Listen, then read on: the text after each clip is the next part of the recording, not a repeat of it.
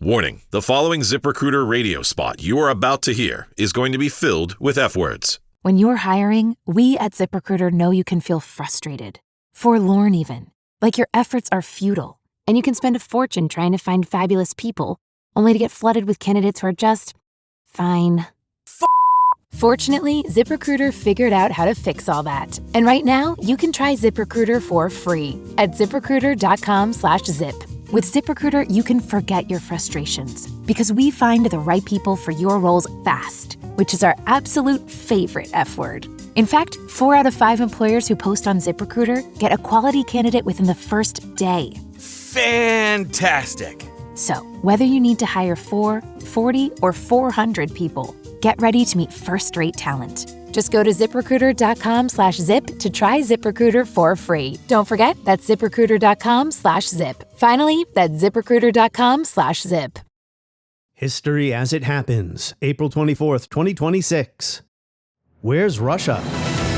Iran began delivering hundreds of close-range ballistic missiles to Russia. Could you update us on the intelligence on Russian intelligence sharing with Iran in the current conflict? That would be an answer that would be appropriate for a closed session. Videos from the first days of the strike show a satellite communications hub in Bahrain and Qatar taking direct hits. Russia is providing intelligence to Iran. Putin reportedly offered to help de-escalate the situation. How likely is it that Russia could mediate in this? War and blockades and tenuous ceasefires have marked the greater Middle East for weeks. The United States and Israel tried to destroy Iran. Pakistan is now acting as a mediator, with Qatar, Turkey, Oman, and Egypt offering assistance. Where's Russia, the country that once asserted its great power influence in the Mideast? That's next as we report history as it happens. I'm Martin DeCaro. Iran has suffered and is at this moment suffering from interference in its internal affairs through the intervention of Soviet agents, Soviet officials, and armed forces. They are not invited to Pakistan. They're not at the table. They're not even anywhere near the table, and they have no real influence. They're not in a position to help Iran militarily. They're hardly in a position to help Iran politically, except for maybe, raising the question of Iran in the United Nations Security Council. How much will that do to Iran? It's not so clear. So, in effect, Russia has proven in the context of this conflict that it is really an insignificant player. The story of Soviet influence in the Middle East after the end of the Second World War begins with a setback. Under U.S. and international pressure, Stalin withdrew the Red Army from northern Iran. This is the climax to the meeting convened to preserve world unity. The Russians leave, vowing not to participate in any discussion that concerns the Iranian question at this time. With the Russian position left unoccupied, the meeting continues, while the representatives prepare to consider Iran's presentation. Iran has suffered and is at this moment suffering from interference in its internal affairs through the intervention of Soviet agents, Soviet officials, and armed forces. The presence of foreign forces in any country constitutes not only an infringement of the sovereignty, but also a heavy burden on the people and an interference in their daily life. After Stalin's death in 1953, under new leadership, the USSR would gain a foothold, if that's the right term, in the eastern Mediterranean by selling arms to Egypt's Nasser and taking his side in the Suez Crisis of 1956. The 1950s and 60s may have been the height of Moscow's influence in the greater Middle East. But in seeking influence or presence there, the Kremlin had to manage difficult relationships with clients who had their own agendas. With influence comes entanglements and the possibility of getting involved in an unnecessary war, as the United States has experienced to its lasting detriment after decades of Middle East involvement. So where is Russia today? Sure, it signed a strategic partnership agreement with Iran in early 2025. The two countries sought to firm up their economic ties as both tried to work their way around sanctions. But it was not a defense treaty, and Russia is in no position anyway to come to Iran's defense now. The Cold War days, these are not, as Sergey Radchenko writes in his amazing book about Soviet foreign policy, To Run the World. One might think of the Middle East as a stage where the Soviet leaders asserted their greatness against the claims of rival powers, first and foremost the United States. They built up clients, supplied weapons, provided economic aid, weighed in on questions of war and peace. In other words, stayed relevant, seeking recognition as an indispensable player, on par with the Americans. Radchenko goes on to say this was a policy Nikita Khrushchev had pursued since the 1950s, and once Khrushchev was dethroned, Brezhnev stepped into his shoes, inheriting commitments to willful, often unreliable clients. Such commitments carried with them the danger of entrapment. Crises could spin out of control, endangering détente, potentially even bringing the two superpowers to the brink of war. This is precisely what happened in October 1973. It is an all-out war. That's how Israeli Defense Minister Moshe Dayan describes an invasion of the Golan Heights and the east bank of the Suez by Syria and Egypt. The surprise attacks came early this morning in the air and on the ground. And Sergey will be here in a minute to discuss Soviet and now Russian influence or non-influence in the Middle East. Today, maybe it's for the better, but Russia is playing no visible role in negotiations to end the war on Iran. Its representatives are not invited to Islamabad. When he came to power 25 years ago, Putin wanted to turn Russia into a great power again. But Russia is a regional power. This is a story of imperial folly, the highs and lows that come with trying to keep one's fingers in too many pies. Sergey Radchenko teaches history at the Johns Hopkins School of Advanced International Studies. He's written extensively on the Cold War and Russian and Chinese foreign and security policies, and he's the author of the aforementioned To Run the World, the Kremlin's Cold War Bid for Global Power. Tap subscribe now in the show notes to skip ads, enjoy early access, and get all of our bonus content, or go to historyasithappens.com. Sergey Radchenko, welcome back to the podcast. Thank you for having me, Martin. Always happy to be on here. Since this war began in Iran, I've been wondering, where's Russia? Russia and Iran did sign something. We'll discuss that. You wrote this article for Foreign Policy. Russia is irrelevant. So I have to decide now as the interviewer if I'm going to start in the past or start with the present. Maybe we'll start with the past. In the Middle East, Soviet foreign policy was not driven so much by ideology as it was, well, you tell us. The past is always a good place to start, but if you were to start with Russia's involvement in the Middle East, I would even suggest going beyond the Soviet Union, because, of course, the Russian Empire had interests in the Middle East and was engaged for a long time in competition often with other great powers, namely Great Britain. In fact, much of the 19th century was characterized by what's known as the Great Game, a state of competition between the two empires, Russia and Great Britain, for the fate of the Middle East, Central Asia, etc. They competed in different theaters, and it was then already that the Russians were interested, for example, in what is today Iran. They were making inroads into parts of southeastern Europe, the Balkans, effectively at the expense of the Ottoman Empire. So they had strategic interests and they had ideological interests, if I may put it this way, although at that time, differently from the Soviet times, ideology was what? Protecting Christians, right? So they wanted to get in there, maybe using that idea of protecting Christians as an excuse to promote their geopolitical interests. But one way or another, St. Petersburg at that time, Moscow later, but St. Petersburg at that time was trying to get into the Middle East, and it was actually a heavy player, a heavy hitter there, an important, successful player in competition with other great powers for influence.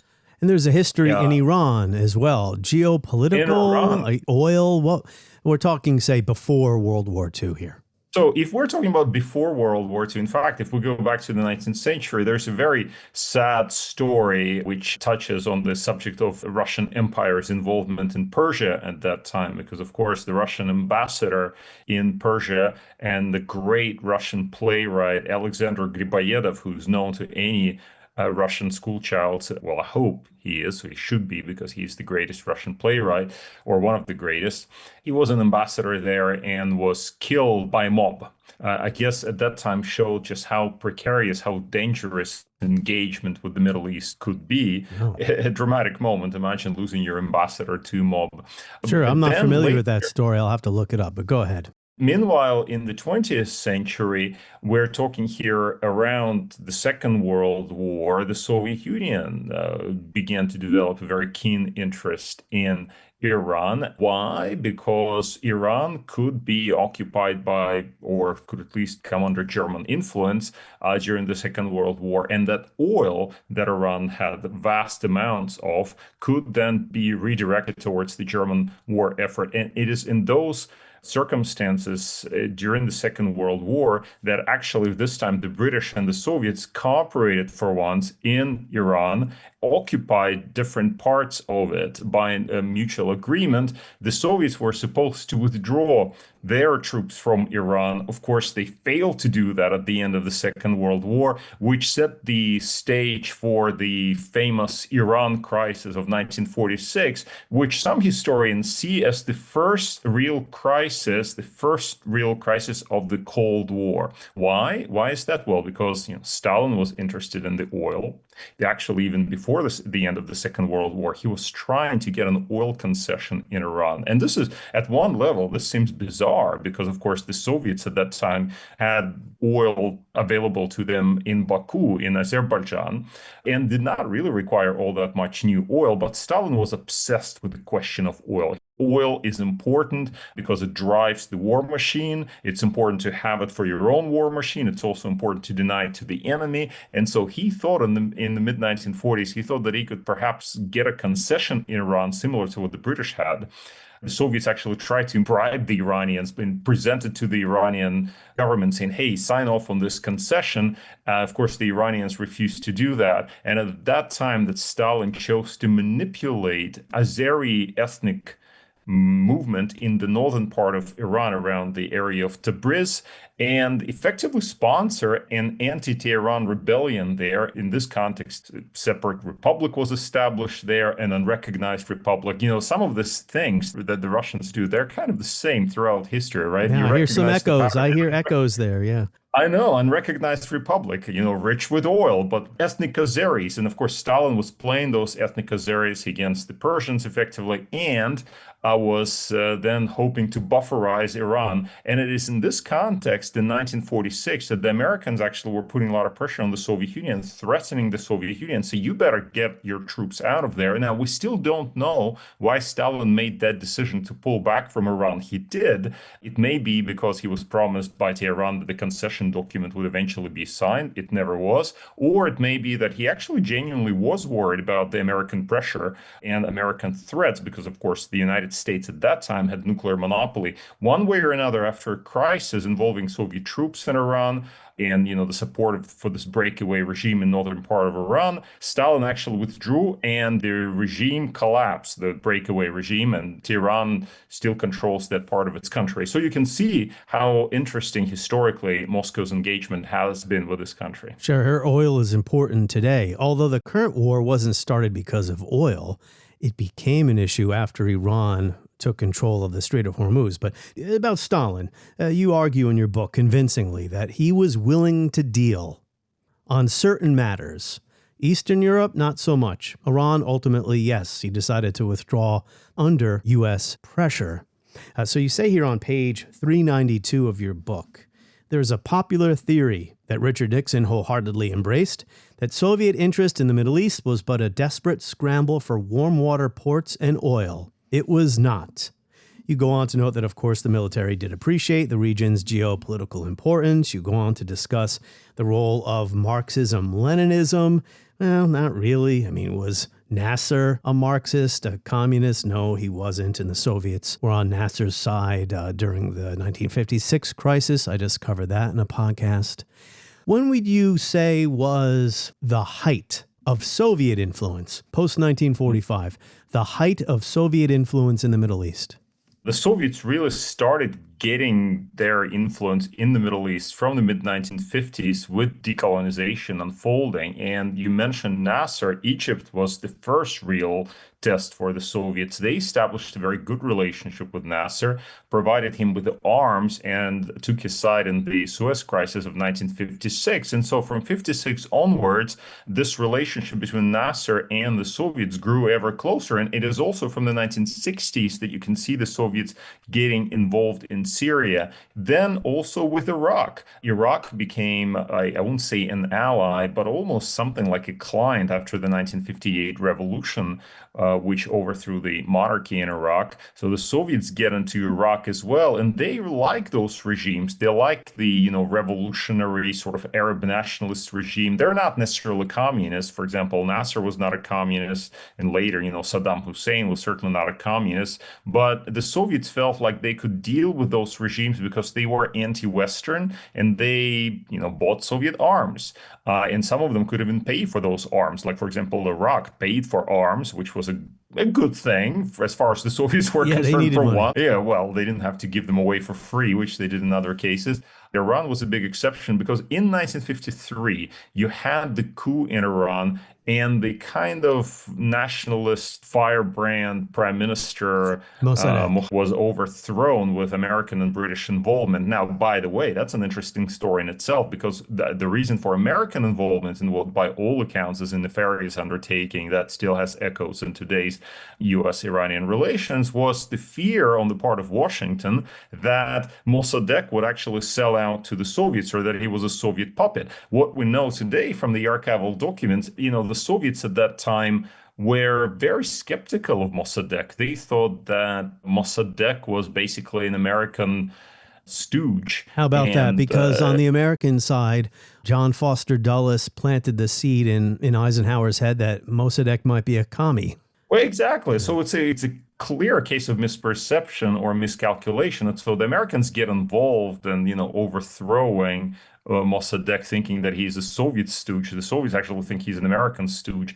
And I think in reality, Mossadegh was nobody's stooge. Obviously a nationalist, somebody who was very keen on nationalizing Iranian oil. One way or another, once you have this coup in Iran,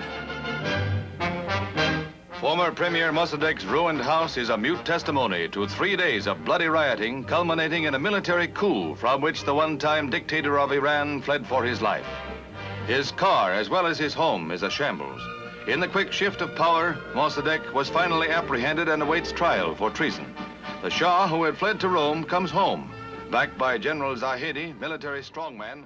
Soviet relations with Iran were never quite that good again, right? There was no development like in the case with some of those Arab nationalist regimes. It is true that later the Shah tried to engage with the Soviet Union. There was even economic cooperation. For example, the Iranians supplied the Soviet Union with gas. It's actually a very interesting economic story. Iran exported gas to the Soviet Union. The Soviets then re-exported it to their European allies. So it's a very interesting Cold War story. But one way or another, until the end of the Shah's regime, so until the revolution, there was very little there in terms of political relationship between the Shah and the Soviets. And that's definitely true after the revolution. Khomeini was not a communist.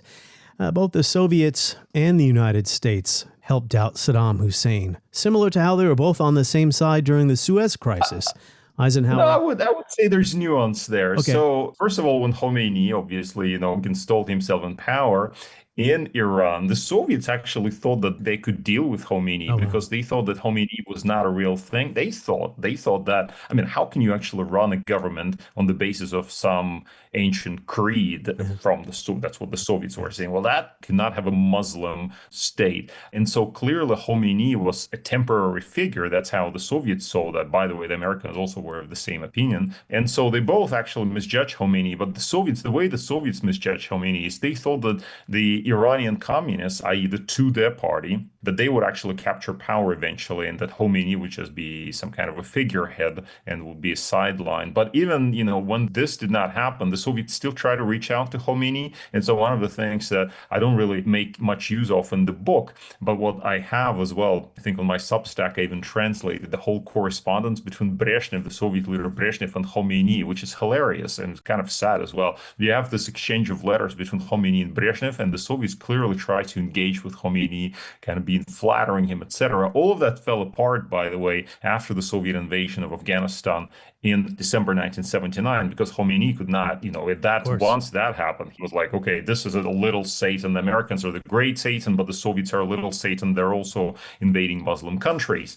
But even after that, you mentioned Saddam Hussein, because once in 1980, when the Iraqis invaded Iran and you have the beginning of the Iran-Iraq War, you would sort of expect the Soviets, especially given their bad relationship with Khomeini, that they would back Saddam Hussein, who's buying their weapons and expecting support. But they are not doing that. In fact, they kind of take a distance. It's almost like they follow Kissinger's quip. Yeah, it's too bad they, how did he say it? Both cannot lose. Yeah. Both cannot lose. I mean, even during the 1980s, Reagan was selling weapons to Iran while the U.S. was backing Iraq in the Iran-Iraq War. Not a major shipment of weapons that would have tilted the balance one way or the other. It was the TOW missiles during the Iran-Contra scandal. We did not trade weapons or anything else for hostages, nor will we. And I do want to just amend one thing I said about Eisenhower and Mossadegh. If Eisenhower didn't believe Mossadegh himself was a communist, it was probably more that he feared under Mossadegh's leadership, Iran would be susceptible to the Tudeh party. Exactly. Yeah. This was the fear. This was the fear from the Americans that Mossadegh would basically let the Tudeh from the back door. Yes. And, that would be a huge strategic loss for the West. And there was a fear of losing that oil, right? That was from the American side, that Iranian oil was always a big thing. They really worried about it. The Soviets were not so concerned about oil. And so through that period, obviously, as I mentioned, to Stalin, this was important. But later on, to the Soviets, they were not really all that worried about it because they had their own oil in the region. For them, the concern was more about how to deny to the potential adversary. So that is another issue. Yeah, and we're going to move along the timeline here. I'll never get to the current moment, but this is important background because I really want to get to the bottom of, we've discussed this on past shows. Not everyone listens to every show. Why? What was driving? What were the reasons behind Soviet interests in the Middle East? It was really about great power prestige. And Brezhnev's idea was that he would reach an accommodation with the U.S. where they'd run the region together, right? But the U.S. never shared that desire. They still wanted to be top dog in the Middle East. Well, this was for Brezhnev. The Middle East was a test case of great power cooperation. He thought that the Soviets had their clients and their allies. By the way, those clients and allies were very difficult sometimes to control. Case in point was Egypt under Anwar Sadat after the death of Nasser. And he wanted to undo the humiliation of 1967. When Egypt was roundly defeated by the Israelis. And so Sadat was very keen to return this territory and kept talking about, this is the year of decision, we'll do it. And Brezhnev was really concerned about it. So he reached out to the Americans saying, hey, let's cooperate. Let's see if we can work it out. And you put pressure on your clients, i.e. Israel, we put pressure on our clients, and then we'll work it out, right? We'll co-manage the Middle East. But the Americans would not have any of that because, as Nixon had put it, they say they want peace in the Middle East. We want peace. They want the Middle East. And Sadat kicked the Soviet advisors out in 1972.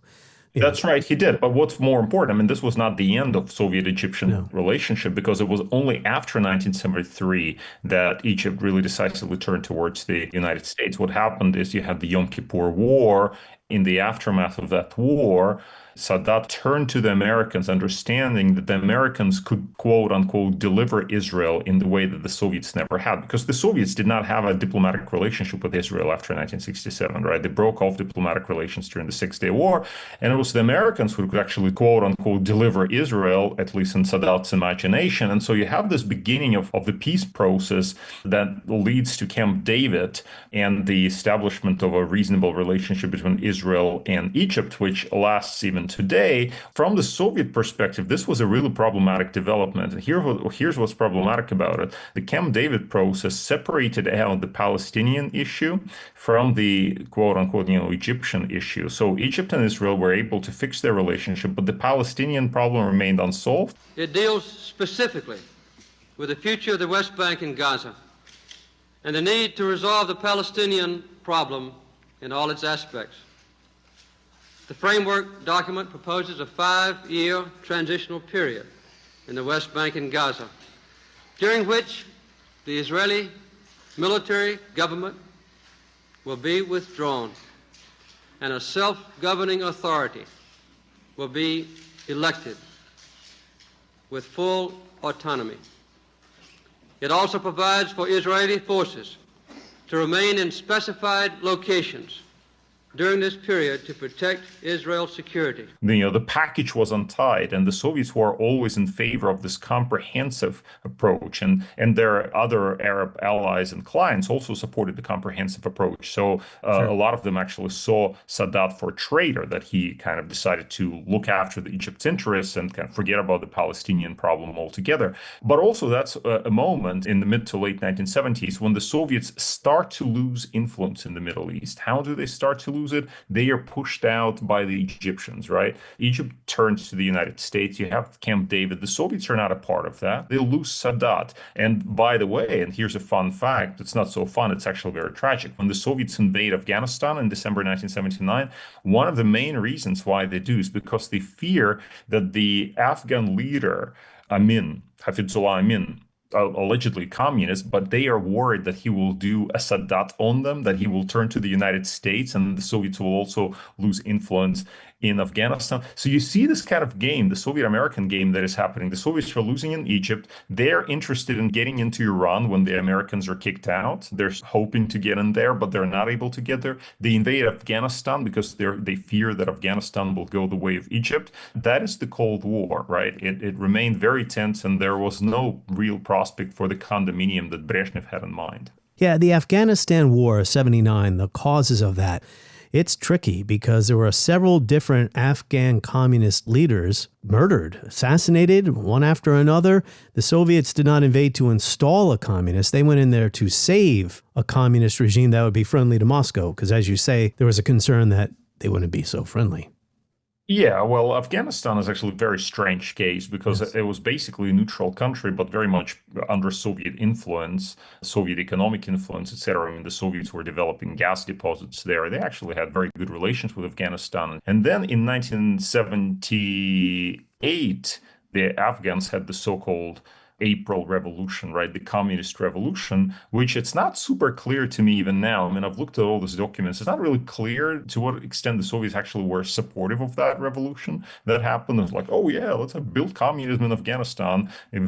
It's so prepared for communism, like no other country in the world, right? So I don't think the Soviets were so happy about building communism in Afghanistan. And by the way, when the Afghan clients started their radical policies there, the PDP, People's Democratic Party of Afghanistan, they started carrying out this radical anti-Muslim policies, communization, etc. The Soviets were like, ooh, what are you guys doing? Because it triggered a revolt. It triggered the Mujahideen, who the United States Exactly. So. By the way, already in the spring of 1979, the Afghan communists were trying to get the Soviets to rescue them because they were facing a rebellion. And the Soviets actually did not invade on that occasion, but later they did, as you mentioned, in December 1979, for fear of losing Afghanistan. Brezhnev was pretty much in a coma by then. Brezhnev, it's not clear how much influence he actually had at that point. Speaking of health and leadership, this is a guy who's basically on his last legs, and his advisors and various people make decisions for him. Yeah, I shouldn't laugh because the consequences were horrendous. So I think everyone would understand that Soviet influence collapses in the Middle East with the exit of the Soviet Union from the stage of history. You said that key turning point was the 1970s in Egypt. Gorbachev tells Bush and James Baker in 1990-91 that the USSR will not stand in the way of the U.S.-led coalition to expel Saddam Hussein from Kuwait after he invaded Kuwait in August of 1990. Gorbachev wanted to take a chance on the so-called New World Order. A new world order can emerge, a new era, freer from the threat of terror, stronger in the pursuit of justice, and more secure in the quest for peace. So I think we've established here, Sergey, that a main reason, maybe the most important reason for Soviet interest in the Middle East was prestige, great power, prestige. Sure, there were material interests or geopolitical interests, what have you. Today, it seems that Russia would like to be a player in the Middle East. But you're arguing it's incapable for a number of reasons. It just can't. It just doesn't have the strength anymore. Is that right? That's right. And as you mentioned correctly, you had this real rapid decline of Moscow's influence after the Soviet collapse. Gorbachev going along, for example, with Operation Desert Storm was a sign.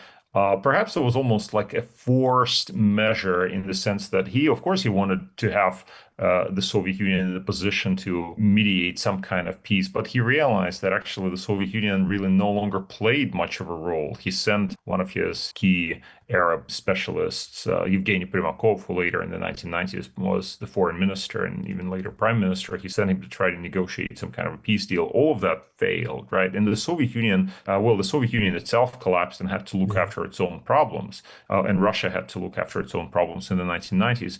Although at that time, by the way, you already have the beginning of a return or an attempted return to the Middle East. And if you go back to the mid-1990s and you look at the Russian-American relationship, which, by the way, was not that bad at that time, right? You had Bill and Boris who were cooperating in various ways, but there were already tensions emerging, for example, over NATO enlargement. Another tension, if you look closely at the record of Russian-American relations in the mid-1990s, guess what the tension is? The Americans are concerned that the Russians are giving the Iranians nuclear technologies.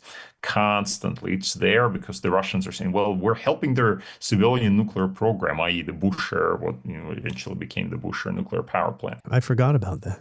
Well, it's the nuclear element. I mean, you still have that cooperation, the civilian cooperation. The Russians, I think now they've curtailed their presence there significantly. They pulled out their experts, but the Bushehr nuclear power plant is still there. But as you say, Martin, it's in part, it's an economic interest on the part of the Russians, obviously, selling something to Iran, for example. But at a different level, it also was about finding a seat at the table. And they were sort of not really able to do that because Russia was not particularly strong.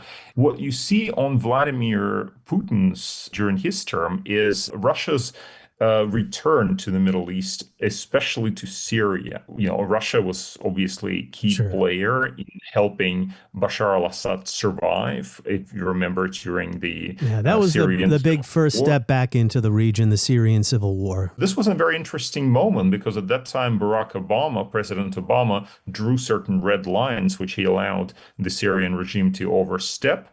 That, I think, resulted in a certain kind of loss of prestige almost for the United States in the region. And Russia's prestige simultaneously grew significantly because Russia was able to stand for a very hideous client. It doesn't matter that the client was hideous. The Russians saved the guy, right? So they maintained that presence in Syria, and so their stature broadly in the region grew, and their relations with Iran as well developed and became closer, etc. And all of that continued until fairly recently. What changed the situation was the beginning of the Russian war against Ukraine, Russian full-scale invasion of Ukraine, because at that point, the Russians simply had no more bandwidth for anywhere else in the world. They tried to keep their finger in every pie, but we have seen what happened to Bashar al-Assad. Where is he? He is in Moscow, right? So his regime fell.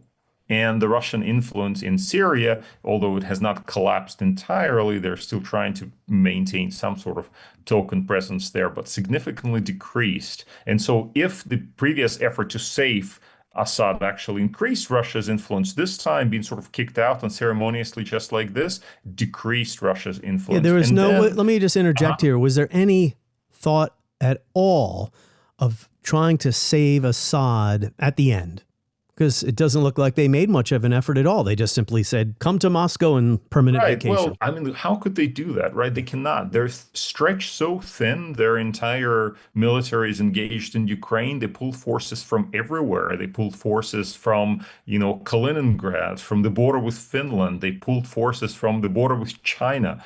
They collected their weapons from across the country, put it all in Ukraine. They want to fight that particular war, and they're not doing a very good job. Of course, obviously, they're not winning this war.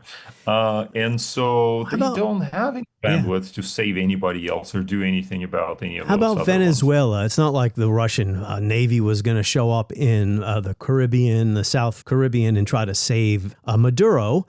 diplomatically, soft power, in terms of prestige. The United States, I don't know this for a fact, but it doesn't look like the Trump administration was even worried at all about how Russia would feel about that. Exactly, and you can see the tremendous decline in Moscow's capabilities and Moscow's standing in Latin America. If, for example, during the Cold War, the Russians could project influence, creating a base, for example, in Cuba, maintaining a base, having military force, even sending nuclear missiles, as we know, not very successfully in 1962 to Cuba. Today, Russia just cannot do this kind of thing. On this note, I remember I was in Moscow before the Russian invasion of Ukraine in 2022, and I had some meetings at sort of like foreign ministry associated think tanks. One of the guys there said, well, just watch, we will reestablish our presence and we'll recreate a military base on Cuba. And I thought at that time it was entertaining. Well, after the Russian invasion of Ukraine, this just became a completely impossible proposition. Russia has no logistical ability to project power that far away from its borders. And Venezuela, which you mentioned, is a key development here because Maduro, who has long been a Russian client, was just taken out just like that, right? And Russia couldn't do anything. They could complain. That also diminished their standing. The conversation continues after this short break. Tap subscribe now in the show notes to skip ads.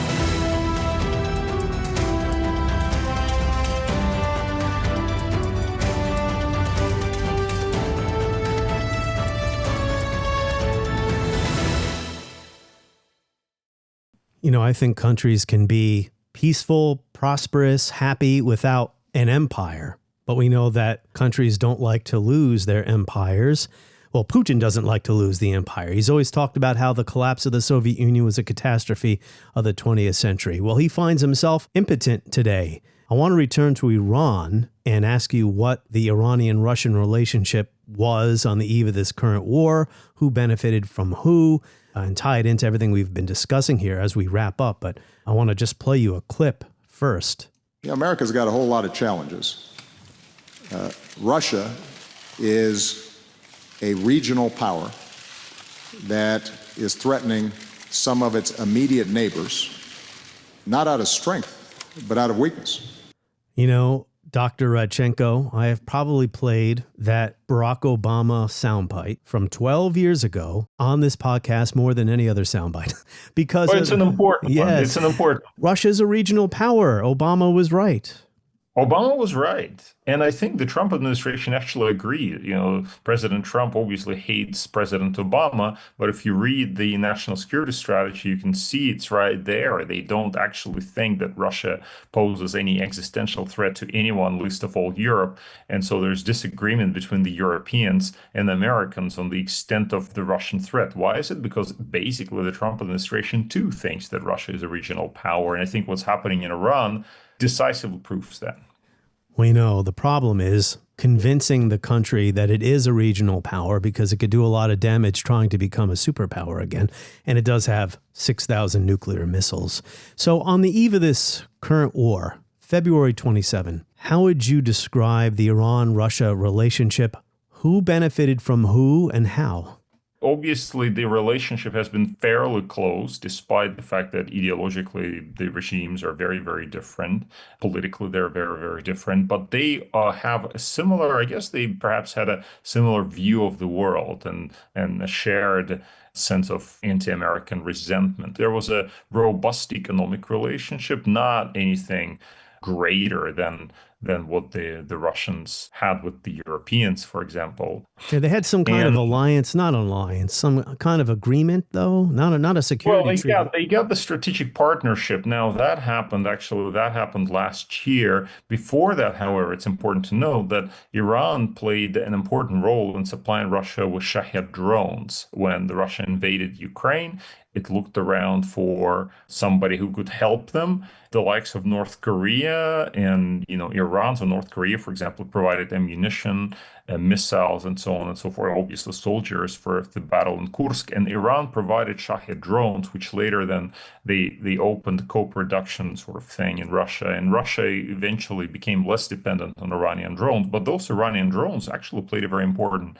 role in the early stages of the war. So it was a robust partnership that had a clear military component. However, when they signed the treaty, it's called a Comprehensive Partnership Treaty, entered into effect in October 2025. It's important to know that this was not actually a military alliance, right? So that treaty does not make Russia and Iran military allies. Now, they've conducted some naval exercises together. And I guess now we can say that there's a certain level of intelligence sharing between them, because as we know from when the Americans began their latest round of attacks on Iran, the Russians, according at least to some information, such as this provided by the Washington Post, the Russians allegedly supplied some targeting information to the Iranians to target American bases in the Middle East. It's a close relationship, has an economic component, has a military component. It is not an alliance, however.